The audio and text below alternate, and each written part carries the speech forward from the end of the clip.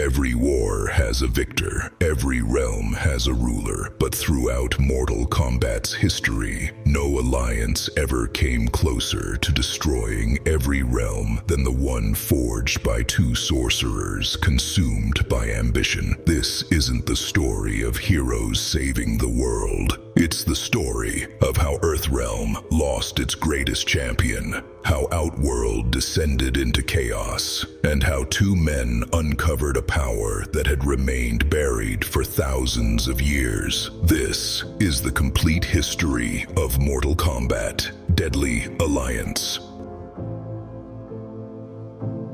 Our story begins shortly after the defeat of Shinnok. With the fallen Elder God banished, Earthrealm celebrated another hard-fought victory. Liu Kang had once again defended his home. Raiden resumed his duty as Earth's protector, and for the first time in years, the realms appeared to be at peace.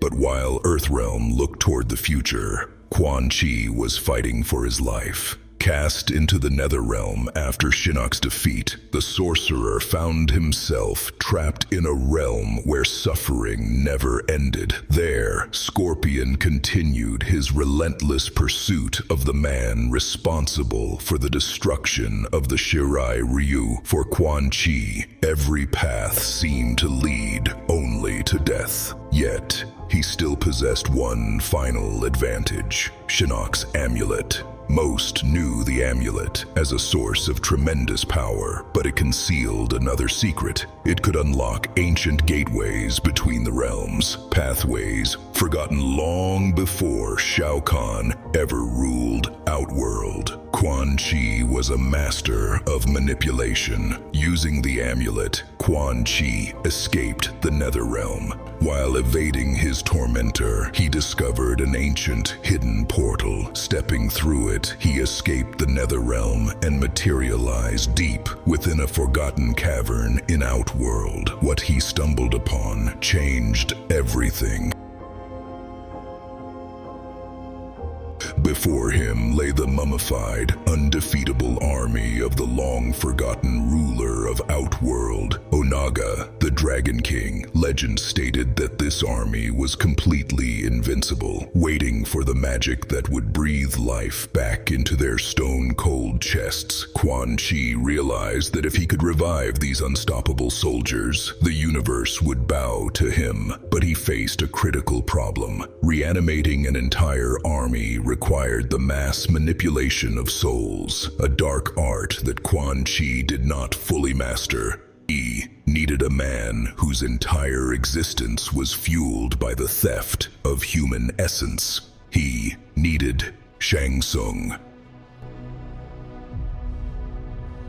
Quan Chi traveled to Shang Tsung's palace. At the time, Shang Tsung was weak, desperate, and struggling to maintain his youth as his supply of souls dwindled. When Quan Chi laid out his grand design, the serpent sorcerer listened with greedy eyes. The deal was simple and terrifying. Quan Chi possessed the stolen, powerful amulet of the fallen elder god, Shinnok. Using its divine magic, Quan Chi would open a massive, roaring portal to the heavens, a mystical vortex known as the Soul Nado. This vortex would violently rip innocent souls directly from the sky, channeling them straight into Shang Tsung's palace.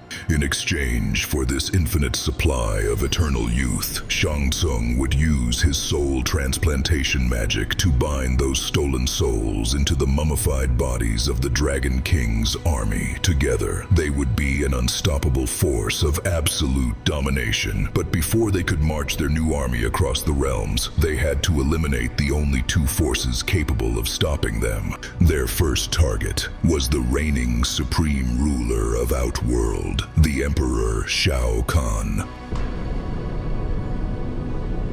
Even after years of war, rebellion, and defeat, Shao Kahn still ruled Outworld. His power had been weakened, but his name still carried fear. As long as Shao Kahn sat upon the throne, the Deadly Alliance could never truly control Outworld, so they did not challenge him openly. They did what sorcerers do best. They deceived him. Shang Tsung and Quan Chi presented themselves as loyal servants and earned an audience with the Emperor. They approached him not as enemies, but as allies. And in that moment of false loyalty, when Shao Kahn believed they had come to serve him, they struck. To Outworld, it seemed as if the Emperor had fallen, and watching the betrayal unfold from the shadows was Kano. Kano did not rush to defend Shao Kahn. He did not choose loyalty. He did what Kano always does. He waited to see who would win. And once Shang Tsung and Quan Chi claimed control, Kano abandoned his former master and pledged his loyalty to the deadly alliance. With Shao Kahn removed and Outworld thrown into uncertainty, the sorcerers had cleared the first major obstacle from their path.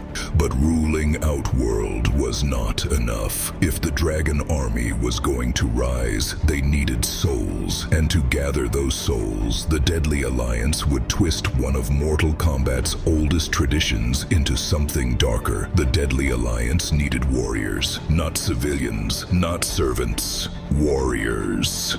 The dragon army could not be restored by empty bodies alone. Every preserved soldier needed a soul to bring it back to life, and that meant Shang Tsung and Quan Chi needed a way to gather powerful fighters. So they created a tournament. But this was not the sacred tournament Earthrealm had fought in before. This was not about balance between realms. This was not about honor, rules, or giving warriors a fair chance to defend their people. This tournament was a trap, a machine designed to gather fighters, break them, and feed their souls into the mummified army of the Dragon King. And one of the most tragic victims of this deception was Li Mei. Li Mei was a warrior from Outworld whose people had been enslaved by the deadly alliance. Under their rule, her village was forced to help construct a massive palace fortress over the Soul Nado, the source of power the sorcerers needed for their plan. But Li Mei refused to accept slavery. She fought back, and instead of simply killing her, Quan Chi saw something useful in her. Her strength, her courage, her desperation. So the deadly alliance offered her a chance. If Li Mei could win their tournament, her people would be freed. To Li Mei, it sounded like hope. To Shang Tsung and Quan Chi, it was bait, because the sorcerers had no intention of honoring their promise. The tournament was never created to save Li Mei's people. It was created to harvest souls. And if Li Mei won, her reward would not be freedom. Her soul would be taken and placed inside one of the Dragon King's mummified soldiers. She would become part of the very army she was unknowingly helping them restore. That is what made the Deadly Alliance so dangerous. They did not just kill their enemies. They manipulated hope itself. They turned warriors into offerings. They turned a tournament into a soul harvest. And while Outworld's fighters battled for survival, the Dragon Army came closer and closer to awakening. But even with the tournament feeding their plans, one warrior still mattered more than anyone else. One soul stood above the rest. One champion still represented Earthrealm's greatest hope, Liu Kang.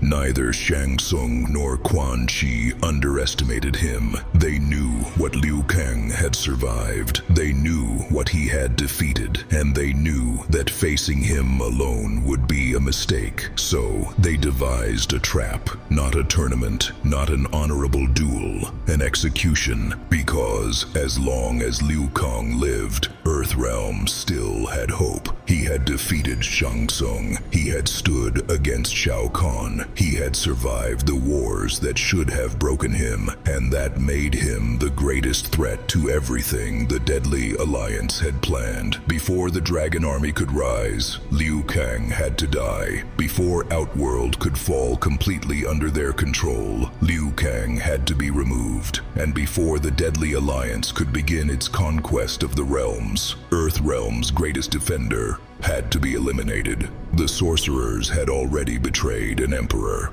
They had already twisted a tournament into a soul harvest. Now, they were coming for a champion.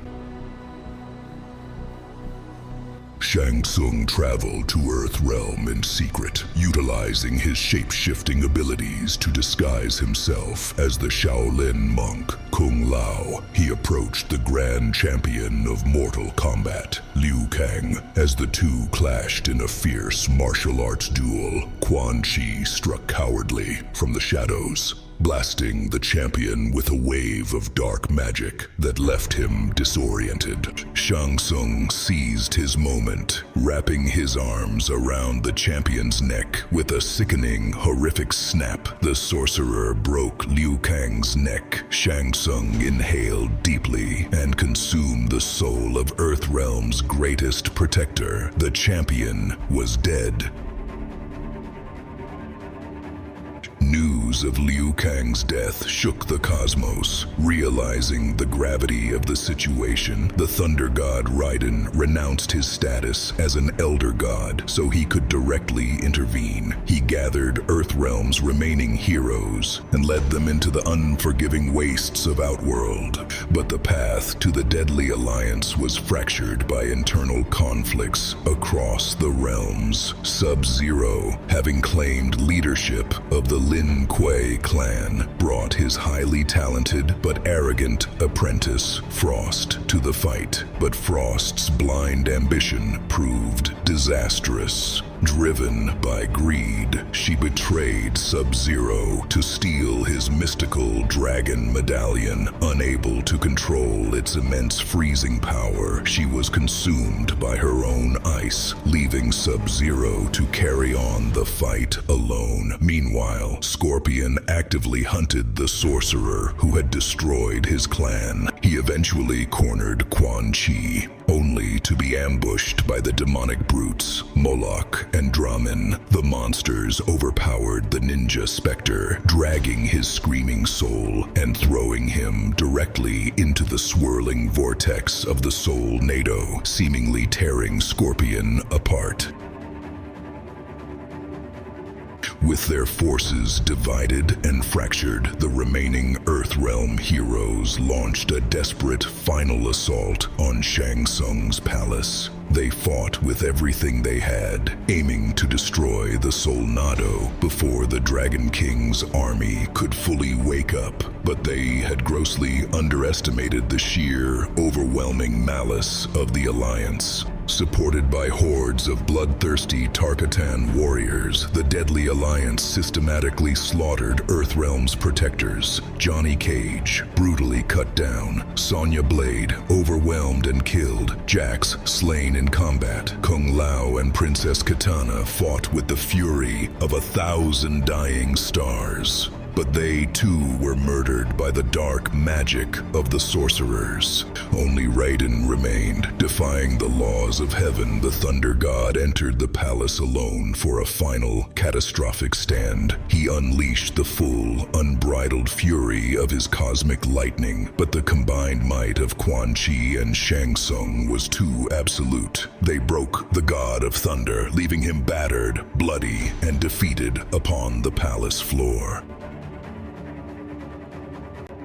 The Deadly Alliance had achieved total victory. Earthrealm was entirely defenseless. Outworld belonged to them, but an alliance built on deception cannot stand. The very second their enemies were destroyed, the sorcerers turned on each other. Greed and intense paranoia sparked a vicious, bloody duel for absolute control of Shinnok's amulet. Quan Chi emerged victorious, casting a broken Shang Tsung aside, but his triumph lasted only a fleeting moment, for the heavy, echoing footsteps of the true master of the mummified army began to shake the palace walls. Onaga, the Dragon King, had officially reincarnated, walking into the throne room to claim his empire. In a moment of pure desperation, Quan Chi, a revived Shang Tsung, and a battered Raiden stood side by side, combining their magic into a singular blast to stop the monster. It did nothing. Realizing all hope was lost, Raiden released his godly essence, triggering a cataclysmic nuclear suicide blast that leveled the entire palace. The deadly alliance was turned to ash, but their greed had already paved the way for the total annihilation of the universe. But everything didn't end there. Subscribe to see what happens next, because the deeper you go into the MK universe, the darker the realms become. Subscribe for more Mortal Kombat lore.